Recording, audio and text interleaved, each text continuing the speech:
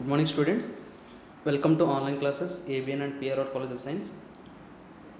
We are in the second semester in order to deal skill development course solar energy. So this is B Sachinana. So this is common for all first BSc students. So we are in the unit 2. So the title of the unit 2 is solar thermal systems. So I completed 2 videos in that unit 2. So this is your lecture number 3 overall from unit 1 onwards. This is lecture number 9. So today's topic is solar thermal collectors, and second type of solar thermal collector is concentrated solar thermal collector. So I discussed about the flat plate collector in the previous lesson. So now I will explain about the concentrated solar thermal collector. So second type of solar thermal collector. So we follow regarding this. So see the statement: a solar thermal solar collector that uses reflective surfaces to concentrate sunlight onto a small area where it is absorbed and converted to heat, or in the case of solar photovoltaic devices, into electricity. Concentrators can increase the power flux of the sunlight hundreds of times. So ఈ statement చూడండి ఒకసారి. So solar thermal కలెక్టర్స్లో second type of solar thermal collectors గురించి మాట్లాడుకుంటున్నాం, concentrated solar thermal collector. ఈ concentrated solar thermal కలెక్టర్లో reflective సర్ఫేసెస్ని ఉపయోగిస్తుంటారు, అంటే మిర్రర్స్ని. సో మిర్రర్ని ఏమంటామంటే రిఫ్లెక్టివ్ సర్ఫేస్ అంటారు. అంటే మిర్రర్ మీద సన్లైట్ పడినప్పుడు ఆల్మోస్ట్ 99% లైట్ని రిఫ్లెక్ట్ చేస్తుంది అది. సో లోపలికి అబ్జార్బ్ చేసుకున్న లైట్ కన్నా రిఫ్లెక్ట్ చేసే లైట్ అనేది 99% ఉంటుంది. ఓకేనండి, మిర్రర్స్ని ఎక్కువ ఉపయోగిస్తుంటారు. సో ఈ కాన్సన్ట్రేటెడ్ సోలార్ థర్మల్ కలెక్టర్ డివైజెస్లో మిర్రర్స్ని ఉపయోగిస్తుంటారు. సో ఆ మిర్రర్స్ నుంచి రిఫ్లెక్ట్ అయిన సన్లైట్ అనేది ఒక స్మాల్ ఏరియాలో పడేలా చేస్తారు. అంటే మిర్రర్ నుంచి వెళ్ళిన లైట్ రేస్ అన్నీ కూడా ఒక స్మాల్ ఏరియాలో కాన్సన్ట్రేట్ అవుతాయి. కాన్సన్ట్రేట్ అవ్వడం అంటే వెళ్ళి ఇన్సిడెంట్ అవుతాయి. సో అక్కడ ఎవరు ఉంటారంటే ఆ సన్లైట్ని అబ్జార్బ్ చేసుకుని ఒక అబ్జార్బర్ ఉంటారు. ఎవరంటే అక్కడ బ్లాక్ ప్లేట్ అనమాట. సో బ్లాక్ అబ్జార్బర్ అనే ఒక డివైస్ ఉంటుంది. అది ఏం చేస్తుందంటే సన్లైట్ వచ్చి మిర్రర్ మీద పడిన తర్వాత మిర్రర్ నుంచి రిఫ్లెక్ట్ అయిన లైట్ రేస్ అన్నీ కూడా ఆ అబ్జార్బర్ మీద పడినప్పుడు ఆ అబ్జార్బర్ ఏం చేస్తుంటే ఆ లైట్ రేస్ అన్నింటిని అబ్జార్బ్ చేసుకుంటుంది. అదొక బ్లాక్ పెయింటెడ్ సర్ఫేస్ అనమాట. అది బ్లాక్ బాడీ అంటాం. సో బ్లాక్ బాడీకి ఉండే నేచర్ ఏంటంటే తన దగ్గరకు వచ్చిన రేడియేషన్ అంతటినీ నియర్లీ 99% అబ్జార్బ్ చేసుకుంటుంది. అఫ్కోర్స్ మన యూనివర్స్లో అబ్సల్యూట్ బ్లాక్ బాడీ అనేది లేదు. ఏంటంటే 100% రేడియేషన్ అబ్జర్వ్ చేసుకునే బాడీ లేదు. బట్ అందులో ఆల్మోస్ట్ 99% మ్యాక్సిమం అమౌంట్ ఆఫ్ ఎనర్జీని అబ్జర్వ్ చేసుకునే బాడీస్ ఉన్నాయి. సో మనకి వాటికి ఉన్నాయి డిఫరెంట్ ఎగ్జాంపుల్స్ ఉన్నాయి అనుకోండి. బట్ ఇక్కడ ఈ కాన్సన్ట్రేటెడ్ సోలార్ థర్మల్ కలెక్టర్స్లో మిర్రర్స్ని ఉపయోగించి సన్లైట్ దాని మీద పడేలా చేసి ఆ మిర్రర్స్ నుంచి వచ్చిన లైట్ రిఫ్లెక్ట్ అయిన లైట్ని దేని మీద పడేలా చేస్తారంటే అది రిఫ్లెక్ట్ అవుతున్న డైరెక్షన్ ఒక అబ్జార్బర్ని పెడతారు. ఆ అబ్జార్బర్ ఏం చేస్తుందంటే ఆ సన్లైట్ని అబ్జర్వ్ చేసుకుని హీట్ రేడియేషన్ కింద మారుతుంది. అంటే బ్లాక్ అబ్జార్బర్లో సన్లైట్ అబ్జర్వ్ అయ్యి హీట్ రేడియేషన్ కింద మారుతుంది. సో ఈ హీట్ రేడియేషన్ ఫర్దర్గా ఏంటంటే ఆ హీట్ ప్రొడ్యూస్ అయిన హీట్ని వాటర్ గుండా పంపించి స్టీమ్ కింద క్రియేట్ చేసి ఆ స్టీమ్ ఉపయోగించి టర్బైన్స్ రన్ చేసి ఆ టర్బైన్స్ ద్వారా ఎలక్ట్రిసిటీ జనరేట్ చేస్తారు. అది మనకి ఫర్దర్ థర్డ్ యూనిట్లో ఉంటుంది ఎలక్ట్రిసిటీ జనరేషన్ గురించి. ఇక్కడ ఓన్లీ జస్ట్ హీట్ ప్రొడక్షన్ గురించి మాత్రం మాట్లాడుతుంది. థర్మల్ సిస్టమ్స్ కదా, solar thermal systems, only solar energy heat energy కింద మారుతున్న ప్రాసెస్ వరకు మాత్రం మాట్లాడుతున్నాం. ఈ కాన్సన్ట్రేటర్స్ వల్ల అంటే మిర్రర్స్ ఉన్నాయి కదా, వాటి వల్ల ఏంటంటే సన్ నుంచి వచ్చిన radiation of intensity hundreds of times పెరుగుతుందండి. ఎందుకంటే మిర్రర్స్ దగ్గరికి వచ్చిన తర్వాత రిఫ్లెక్ట్ అవుతున్న రేడియేషన్ కదా, రేడియేషన్ అంతా కూడా మొత్తం రేడియేషన్ అంతా కూడా వెళ్ళి ఒక పాయింట్ దగ్గర కన్వర్జ్ అవుతుంది. ఆ పాయింట్ దగ్గర ఎవరు ఉంటారంటే అబ్జర్బర్ ఉంటారు. అంటే అన్ని రేస్ కూడా కలిసి ఆ అబ్జర్బర్ మీదకి వస్తున్నాయి కాబట్టి హై ఇంటెన్సిటీ ఆఫ్ రేడియేషన్ వస్తున్నట్టు. డిఫరెంట్ కైండ్స్ ఆఫ్ రేస్ అన్నీ కూడా డిఫరెంట్ డైరెక్షన్ వెళ్ళిపోతే కనుక ఇంటెన్సిటీ ఉండదు పెద్దగా. బట్ మిర్రర్స్ని ఉపయోగించడం వల్ల ఏమవుతుందంటే ఆ రేడియేషన్ అంతా కూడా వచ్చి బ్లాక్ అబ్జర్వర్ మీద ఇన్స్టెంట్ అవుతుంది. కాబట్టి ఆ బ్లాక్ అబ్జర్వర్ దగ్గరికి వచ్చిన రేడియేషన్ అనేది 100 times ఎక్కువ ఉంటుంది. ఫ్లాట్ ప్లేట్ కలెక్టర్ కంపేర్ చేసుకుంటే కనుక ఇక్కడ రిసీవ్ అవుతున్న రేడియేషన్ అనేది అబ్జర్వర్ మీదకి వస్తున్న రేడియేషన్ అనేది 100 times ఎక్కువ ఉంటుంది. సో దానికి సంబంధించిన డయాగ్రామ్ కూడా చూపిస్తాను మీకు. CSP technologies. సిఎస్పి అంటే కనుక కాన్సన్ట్రేటెడ్ సోలార్ పవర్. ఓకేనా. Concentrated solar power technologies use mirrors to reflect and concentrate sunlight onto a receiver. So ఈ సిఎస్పి టెక్నాలజీస్లో మిర్రర్స్ని ఉపయోగిస్తారు. ఆ మిర్రర్స్ నుంచి రిఫ్లెక్ట్ అయిన రేడియేషన్ దేని మీద పడేలా చేసుకుంటారంటే రిసీవర్ మీద. రిసీవర్ అంటే ఇక్కడ ఎవరంటే బ్లాక్ అబ్జార్బర్ అనమాట. The energy from the concentrated sunlight heats A high temperature fluid in the receiver. ఈ రిసీవర్కి అటాచ్డ్గా ఆ పైప్స్ అరేంజ్ చేసి ఆ పైప్స్లో ఒక ఫ్లూయిడ్ రన్ అవుతుంటుంది. బేసికల్లీ వాటర్ అండి. సో వాటర్ని రన్ చేస్తారు. బట్ వాటర్కి అన్ని సందర్భాల్లో ఎవాపరేట్ అయ్యే ఛాన్స్ ఉంటుంది. ఎందుకంటే వాటర్ ఎవాపరేట్ అవ్వాలంటే కనుక 100 డిగ్రీ సెంటిగ్రేడ్ రీచ్ అయితేనే కానీ టెంపరేచర్ వాటర్ ఎవాపరేట్ అవ్వదు, అంటే ఆవిరి కింద మారదు. అటువంటి సందర్భాల్లో కొన్ని వర్కింగ్ ఫ్లూయిడ్స్ ఉంటాయి. అమోనియా కానీ లేదా బ్రైన్ అంటే ఉప్పు నీరు అంటాం. ఉప్పు నీరు ఇటువంటి వాటిని ఉపయోగించి వర్కింగ్ ఫ్లూయిడ్ కింద ఉపయోగించి వాటికైతే తక్కువ టెంపరేచర్లోనే అవి ఎవాపరేట్ అయ్యే ఛాన్సెస్ ఉన్నాయి. బట్ వాటిని ఉపయోగిస్తారు. అంటే అవి ఎక్కువ తక్కువ టెంపరేచర్లో ఎవాపరేట్ ఛాన్సెస్ ఉన్న వర్కింగ్ ఫ్లూయిడ్ని ఉపయోగిస్తారు కొన్ని సందర్భాల్లో, వాటర్తో వర్క్ అవ్వకపోతే కనుక. ఓకేనండి. ఈ కాన్సన్ట్రేటెడ్ సన్లైట్ అనేది దేన్ని హీట్ చేస్తుందంట? వర్కింగ్ ఫ్లూయిడ్, రిసీవర్ దగ్గర ఉన్న వర్కింగ్ ఫ్లూయిడ్ని దానికి టెంపరేచర్ని పెంచుతుంది.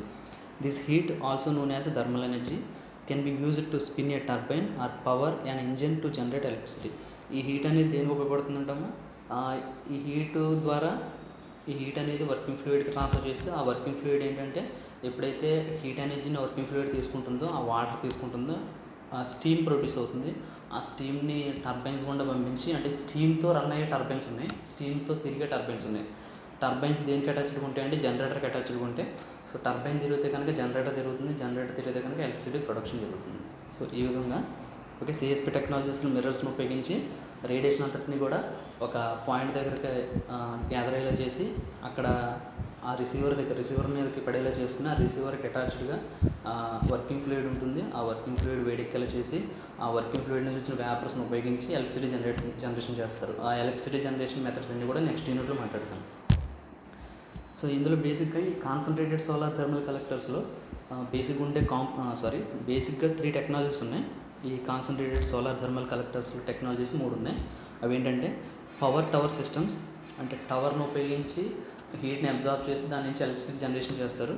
Next parabolic trough system, next parabolic dish systems. So 3 రకాల బేసిక్ టెక్నాలజీస్ ఉన్నాయి. ఏంటి? కాన్సన్ట్రేటెడ్ సోలార్ థర్మల్ టెక్నాలజీ ఉపయోగించి హీట్ని ప్రొడ్యూస్ చేసే 3 రకాల పద్ధతులు ఏంటంటే ఇవి power tower systems, parabolic trough systems, parabolic dish systems. ఈ 3 కూడా కాన్సన్ట్రేటర్స్ని ఉపయోగించి హీట్ని ప్రొడ్యూస్ చేస్తాయి, సన్లైట్ నుంచి హీట్ని ప్రొడ్యూస్ చేస్తాయి. ఓకేనండి. సో 1 by 1 చూద్దాం ఒకసారి. పవర్ టవర్ సిస్టమ్స్ గురించి. Power tower or central receiver systems, దీన్ని సెంట్రల్ రిసీవర్ సిస్టమ్ అని కూడా అనొచ్చు. Utilize sun tracking mirrors called heliostats. So వీటిలో సన్ ట్రాకింగ్ మిర్రర్స్ ఉంటాయి. సన్ ట్రాకింగ్ మిర్రర్స్ అంటే మీనింగ్ ఏంటంటే సన్ యొక్క పొజిషన్ మారుతూ ఉంటుంది కదా, డిఫరెంట్ టైమ్స్లో డిఫరెంట్ డైరెక్షన్లో సన్ యొక్క పొజిషన్ ఉంటుంది. కాబట్టి సన్ యొక్క పొజిషన్ మారే కొద్దీ మిర్రర్స్ యొక్క పొజిషన్ కూడా మారేలాగే అరేంజ్మెంట్ ఉంటుందండి. మిర్రర్ యొక్క పొజిషన్ కూడా మారుతూ ఉంటుంది. అంటే ఇక్కడ ఆ టవర్ చుట్టూ డిఫరెంట్ డైరెక్షన్లో మిర్రర్స్ ఉంటాయండి. సన్ యొక్క పొజిషన్ మారుతుంటే కనుక ఒక్కొక్క మిర్రర్ మీద పడి రేడియేషన్ రిఫ్లెక్ట్ అయ్యి రిసీవర్కి రీచ్ అవుతుంది. Different kinds of mirrors different angles arrange చేసి ఉంటాయి. కాబట్టి సన్ ఏ పొజిషన్కి వెళ్తే ఆ పొజిషన్ ట్రాక్ చేసి దాని నుంచి రేడియేషన్ అబ్జార్బ్ చేసుకుని రిసీవర్ మీదకి పంపిస్తాయి మిర్రర్స్. ఓకేనా? Utilize sun tracking mirrors called heliostats. Sun radiation track చేసే ఆ మిర్రర్స్ ఇంకో పేరు ఏంటంటే హీలియోస్టాట్స్ అంటారు. Heliostats to focus sunlight on to a receiver at the top of the tower. So receiver ఎక్కడ ఉంటుందంటే, రేడియేషన్ అబ్జార్బ్ చేసుకునే డివైస్ ఎక్కడ ఉంటుందంటే టవర్కి పైన ఉంటుంది. ఏ heat transfer fluid heated in the receiver up to around 600 degrees centigrade. So ఈ రిసీవర్లోనే ఒక fluid run అవుతూ ఉంటుంది. ఆ రిసీవర్ ఏంటంటే మీకు సింపుల్గా మాట్లాడేస్తున్నాను, ఆ రిసీవర్లో ట్యూబ్స్ బేస్ చేసుకుని ఫ్లూయిడ్ రన్ చేస్తుంటారు. ఆ రిసీవర్కి అటాచ్డ్గా ట్యూబ్స్ ఉంటాయి, అంటే షోల్డరింగ్ చేసి ట్యూబ్స్ ఉంటాయి. ఆ ట్యూబ్స్లో ఫ్లూయిడ్ రన్ అవుతుంటుంది. ఎప్పుడైతే రిసీవర్ మీదకి సన్లైట్ వచ్చి పడుతుందో రిసీవర్ హీట్ ఎనర్జీ అబ్జర్వ్ చేసుకుంటుంది. ఆ హీట్ ఎనర్జీని వాటికి అటాచ్డ్గా ఉన్న ట్యూబ్స్లో లిక్విడ్ అబ్జర్వ్ చేసుకుంటుంది. ఆటోమేటిక్గా లిక్విడ్ వేడెక్కుతుంది. ఓకేనండి. అప్ టు ఏ టెంపరేచర్ వరకు ఈ లిక్విడ్ అనేది హీట్ని గెయిన్ చేసుకుంటుంది? 600 degrees centigrade. Very high temperature అండి 600 degrees సెంటిగ్రేడ్ అంటే. Is used to generate steam. అంత టెంపరేచర్ వెళ్ళేసరికి ఏం ప్రొడ్యూస్ అవుతుందంటే స్టీమ్ ప్రొడ్యూస్ అవుతుంది, అంటే vapours. Which in turn is used in conventional turbine generator to produce electricity. ఈ ప్రొడ్యూస్ అయిన స్టీమ్ని ఉపయోగించి టర్బైన్స్ని రన్ చేసి టర్బైన్స్ ద్వారా జనరేటర్ రన్ చేసి జనరేటర్ ద్వారా ఎలక్ట్రిసిటీ ప్రొడక్షన్ చేస్తారు. ఓకేనండి. దీనికి సంబంధించిన డయాగ్రామ్ చూడండి. So this is the diagram.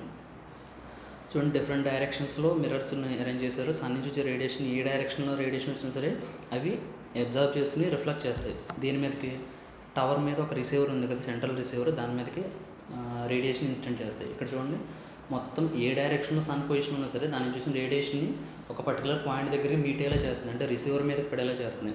So ఈ మిర్రర్స్ యొక్క పర్పస్ అదనమాట. సో సన్ యొక్క డైరెక్షన్ బట్టి ఇవి ట్రాక్ చేస్తూ ఉంటాయి, సన్ యొక్క పొజిషన్ ట్రాక్ చేసి దాని నుంచి వచ్చే రేడియేషన్ని తీసుకుని సెంట్రల్ రిసీవర్ ఉంది కదా టవర్ మీద, దాని మీదకి పడేలా చేస్తాయి. ఆ రిసీవర్ దగ్గర ఎవరు ఉంటారంటే వర్కింగ్ ఫ్లూయిడ్ ఉంటుంది, అది వేడెక్కుతుంది అప్ టు 600 డిగ్రీ సెంటిగ్రేడ్ వరకు వేడెక్కుతుంది ఈ కాన్సన్ట్రేషన్ వల్ల. అంటే ఈ రేస్ అన్నీ కూడా ఒక పాయింట్ దగ్గర కాన్సన్ట్రేట్ అవుతున్నాయి కదా, కాబట్టి కాన్సన్ట్రేటెడ్ సోలార్ థర్మల్ కలెక్టర్ అంటాం. ఒక పాయింట్ దగ్గర కాన్సన్ట్రేట్ అవుతుంది, కాన్సన్ట్రేట్ అవ్వడం వీళ్ళు అక్కడ మీట్ అవుతుంది, కన్వర్జ్ అవుతుంది. ఓకేనండి. ఈ మిర్రర్స్ పేరు ఏంటంటే హీలియోస్టాట్స్ అంటారు. ఓకేనా.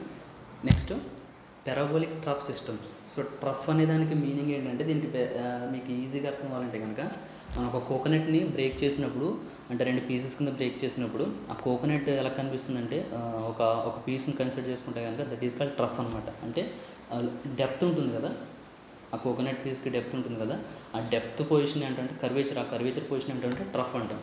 అదే కోకోనట్ని మనం రివర్స్లో బోర్లు ఇస్తే కనుక అప్వర్డ్ డైరెక్షన్లో కర్వ్ వస్తుంది కదా, దాన్ని క్రస్ట్ అంటాం. ట్రఫ్, క్రస్ట్ ఇది వేవ్ నేచర్లో ఉపయోగించే పదాలండి ఇవి. నాన్ ఫిజిక్స్ వాళ్ళకి కొంచెం అర్థం చేసుకోవడానికి ట్రై చేయండి ఇవి. క్రస్ట్, ట్రఫ్ అంటే మీనింగ్ ఏంటంటే డెప్త్ ఉంటుంది, క్రస్ట్ అంటే మీనింగ్ ఏంటంటే హైట్ ఉంటుంది. So depth and height. So ఇక్కడ ట్రఫ్ సిస్టమ్ అంటున్నాం కదా, సో ట్రఫ్ అంటే మీనింగ్ డెప్త్ ఉంటుంది. అది ఎలా పెరాబోలిక్, ఇది ఎలా ఉంటుంది డివైస్ చూపిద్దాం ఒకసారి. In a parabolic trough CSP system, CSP అంటే తెలుసు కదా, concentrated solar power systems. The sun's energy is concentrated by parabolically curved trough shaped reflectors onto a receiver pipe. So ఇక్కడ ఎలా ఉంటాయంటే సన్ రేస్ని రిసీవ్ చేసుకునే, సన్ రేస్ని రిఫ్లెక్ట్ చేసే concentrators ఎలా ఉంటాయంటే ట్రఫ్ షేప్లో ఉంటాయి, ఒక పెరాబోలిక్ షేప్లో ఉంటాయండి. పెరాబోలిక్ షేప్లో ఉంటే ఆ డివైస్ చూపిస్తాను మీకు.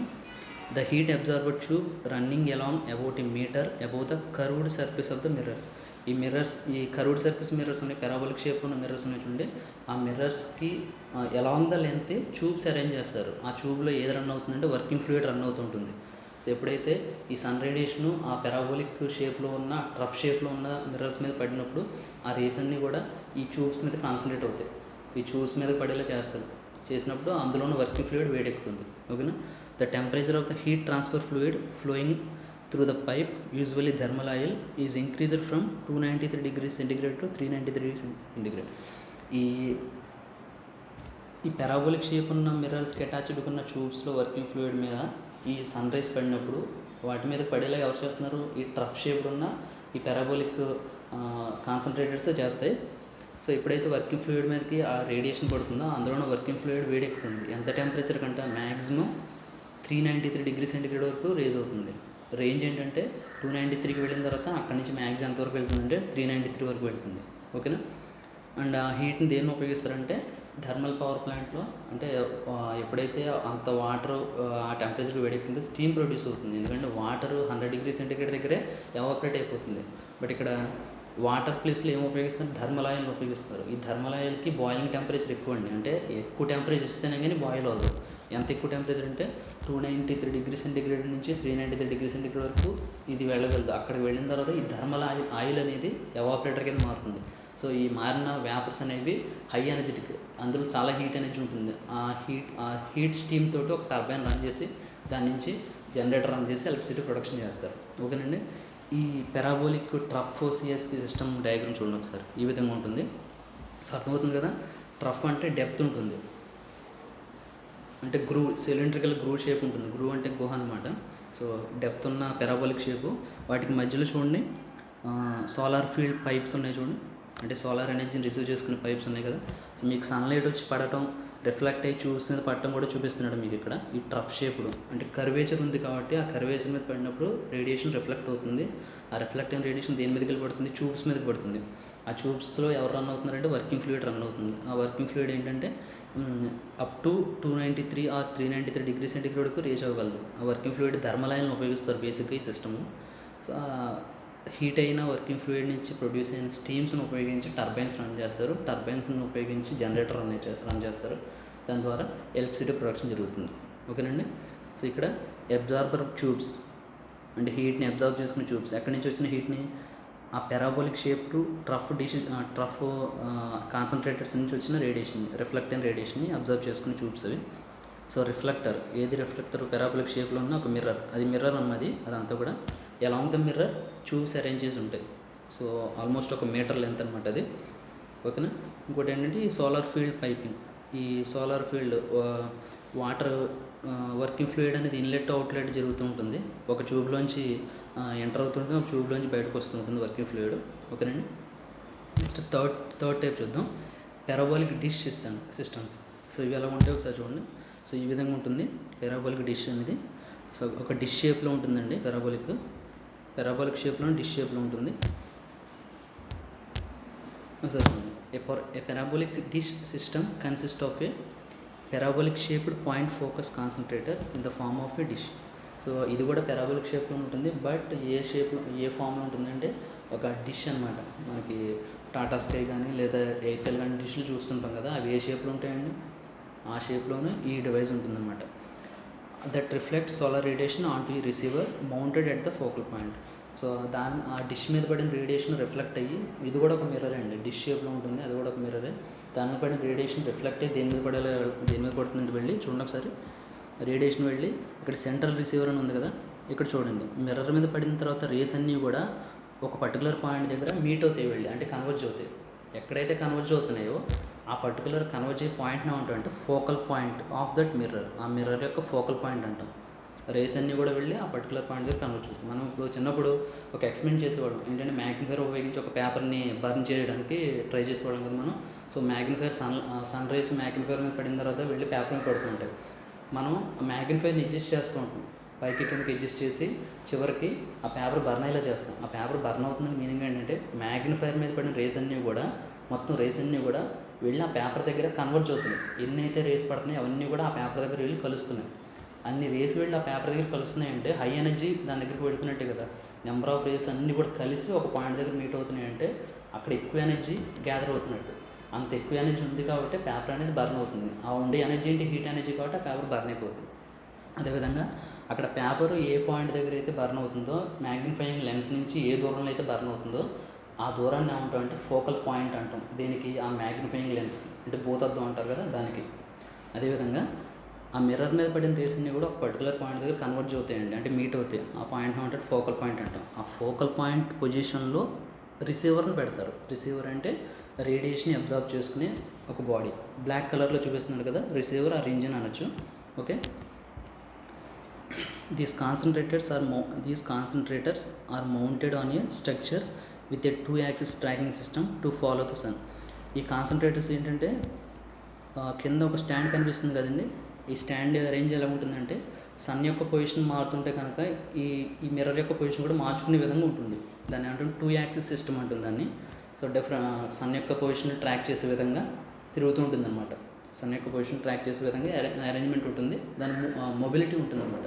ఆ మిర్రర్ అనేది మొబైల్ అవ్వగలదు, అంటే మూవ్ అవ్వగలదు అటు ఇటు సన్ యొక్క పొజిషన్ బట్టి. దాని 2-axis సిస్టమ్ అంటే కింద ఉన్న స్టాండ్.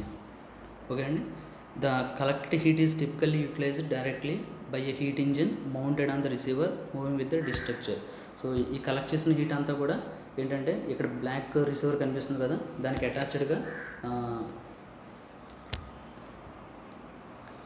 హీట్ ఇంజిన్ ఉంటుంది. ఆ హీట్ ఇంజిన్లోకి ఆ కలెక్ట్ చేసిన హీట్ అంతా కూడా ఎంటర్ అయిపోతుంది. ఆ హీట్ ఇంజిన్ నుంచి ఫర్దర్ పర్పస్ కింద ప్రొడ్యూస్ అయిన హీట్ని టర్బైన్స్ తిప్పి దాని ద్వారా ఏంటంటే జనరేటర్ రన్ చేసి దాని ద్వారా ఎలక్ట్రిసిటీ ప్రొడ్యూస్ చేయడం అనేది జరుగుతుంది. జస్ట్ మీకు ఇక్కడ ఏంటంటే 3 types ఆఫ్ టెక్నాలజీస్ ఉన్నాయి. వాటన్నిటిలోనూ ఏం జరుగుతుందంటే సన్ రేడియేషన్ అనేది హీట్ రేడియేషన్ కింద మారుతుంది. దేన్ని ఉపయోగించి చేస్తున్నారండి ఇక్కడ? కాన్సన్ట్రేటర్స్ ఉపయోగించి. కాన్సన్ట్రేటర్స్ అంటే ఏంటంటే మిర్రర్స్ ఇక్కడ. ఓకేనా. సో మిర్రర్స్ని ఉపయోగించి లైట్ రేడియేషన్ రిఫ్లెక్ట్ చేసి మొత్తం రేడియేషన్ అంతా కూడా ఒక రిసీవర్ మీద పడేలా చేసి దాని నుంచి హీట్ ప్రొడ్యూస్ చేసి దాన్ని ఫర్దర్ యూస్ చేస్తారు. అంటే డైరెక్ట్ హీట్ని ఉపయోగించుకోవచ్చు for bathing, cleaning and water heating, దేనికోసమైనా ఉపయోగించవచ్చు. లేదా ఆ ప్రొడ్యూస్ అయిన హీట్ని ఎలక్ట్రిసిటీ జనరేషన్ కూడా ఉపయోగించుకోవచ్చు. ఆ ఎలక్ట్రిసిటీ జనరేషన్ మెథడ్స్ ఏంటనేది 3rd యూనిట్లో ఉంటాయి. ఓకేనండి. So these are the 3 types of the solar thermal collectors in concentrated type. So second type అండి ఇది. నాన్ కాన్సన్ట్రేటెడ్ అంటే ఫ్లాట్ ప్లేట్ కలెక్టర్, కాన్సన్ట్రేటెడ్ ఏంటంటే ఇవి. ఓకేనండి. 3 రకాల టెక్నాలజీస్ ఉన్నాయి. వీటి యొక్క అడ్వాంటేజ్ చూద్దాం. ఎటువంటి ఫ్యూయల్ కాస్ట్ అవసరం లేదు, దీనికి ఎటువంటి ఫ్యూయల్ అవసరం లేదు, ఎందుకంటే సన్ యొక్క ఎనర్జీని ఫ్యూయల్ కింద వాడుకుంటే ఇవి. Next no pollution and no global warming effects. Pollution produce చేయవు, ఇవి హీట్ని జనరేట్ చేసే పద్ధతిలో ఎటువంటి పొల్యూషన్ ప్రొడ్యూస్ చేయవు, అండ్ గ్లోబల్ వార్మింగ్ ఎఫెక్ట్ ఉండదు. గ్లోబల్ వార్మింగ్ అంటే వాతావరణాన్ని వేడి చేసే డేంజరస్ గ్యాసెస్ని ఏమి రిలీజ్ చేయవు. సో వాతావరణాన్ని వేడెక్కించే డేంజరస్ గ్యాసెస్ ఏంటంటే CO2, CO, methane, nitrous oxide, sulphur dioxide, ఇవన్నీ కూడా ఏంటంటే గ్లోబల్ వార్మింగ్కి కారణాలు ఇవన్నీ. ఈ గ్యాసెస్, ఇటువంటి గ్యాసెస్ ఏమి రిలీజ్ అవ్వవు. And predictable 24/7 power. సో 24 గంటలు అంటే సంవత్సరం అంతా కూడా మనకి సోలార్ ఎనర్జీ అవైలబుల్ ఉండే ఛాన్స్ ఉంది. అండ్ వన్స్ ఆ హీట్ జనరేషన్ అయితే కనుక దాన్ని ఎప్పుడు కావాలంటే అప్పుడు ఉపయోగించుకోవచ్చు, రోజులు ఎప్పుడు కావాలంటే అప్పుడు ఉపయోగించుకోవచ్చు. డిసడ్వాంటేజ్ ఏంటంటే ఇవి కన్స్ట్రక్ట్ చేయాలంటే కనుక సర్టెన్ ఏరియా కావాలి, అండ్ డివైస్ కాస్ట్ అనేది ఎక్కువ ఉంటుంది. అండ్ వాటర్ ఇష్యూ, అంటే వాటర్ని ఇన్లెట్ చేయడం, అవుట్లెట్ చేయడం, వాటర్ని కంటిన్యూస్గా పంపించడం అనేది ఒక ప్రాబ్లం. అండ్ అప్లికేషన్స్ ఏంటంటే ఎక్కువ ఎక్కడ ఉపయోగిస్తుంటారంటే అదే ఫ్లాట్ ప్లేట్ కలెక్టర్స్ని అయితే కనుక రెసిడెన్షియల్ పర్పస్, డొమెస్టిక్ పర్పస్ ఉపయోగిస్తుంటారు, అపార్ట్మెంట్స్లోను రెసిడెన్షియల్లోనూ ఉపయోగిస్తుంటారు.